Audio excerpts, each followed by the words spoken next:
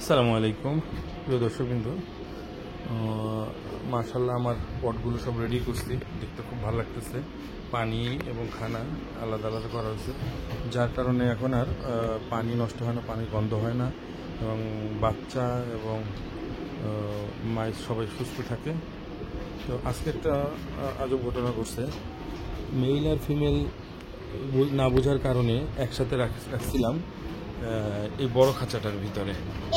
তো এইখান থেকে হঠাৎ করে আজকে দেখতেছি প্রায় 6টা ফিমেল বেরিয়েছে এবং প্রত্যেকটাই প্রেগনেন্ট। একসাথে 6 কটা হয়েছে, 6টা। তো আশা করা যায় যে এই 6টাও এই সপ্তাহের ভিতরে বাচ্চা দিবে। তো রাখছিলাম মানে একটু ছোটো অবস্থায়, তখন ধরতে পারি নাই যেগুলো যে মেল না ফিমেল। তো এইগুলো এখন পরবর্তীতে বাচ্চা জন্য প্রেগনেন্ট হয়ে গেছে। যাকে এখন আমার আরও এরকম পট লাগবে। আপনার দূর থেকে দেখবেন যে খুব ভালো লাগে। আমার আমার এটা খুব সুন্দর করে সাজাইছি এগুলো এইভাবে। এখানে এসে সময় কাটাইতে খুব ভালো লাগে।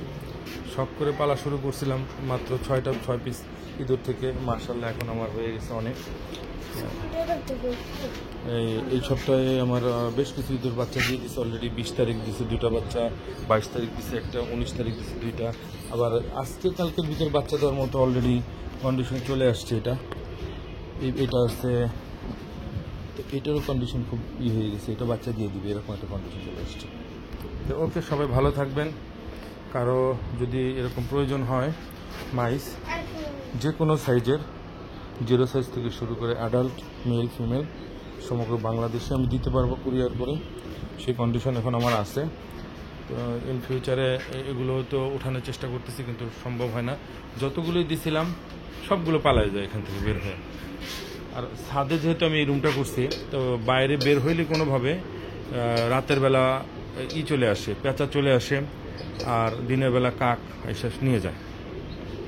এটা একটা সমস্যা। নিচে না আমার এই দূর বের হইলে আর খুঁজে পাওয়া যায় না। বেশ কয়েকটা এরকম ফিমেল আমার হারাই গেছে, বেশ বড় বড়। এই জন্য এগুলো নিয়ে খুব টেনশনে আছে। এগুলো চেষ্টা করছিলাম যেগুলো দাঁড় করাবো, কিন্তু এগুলো দিয়ে দাঁড় করাতে পারতেছি না। একটু বড় মাপের মানে মাইস লাগবে, ফিমেল এবং মেল হইলে তখন এগুলো উপরে দেওয়া যাবে।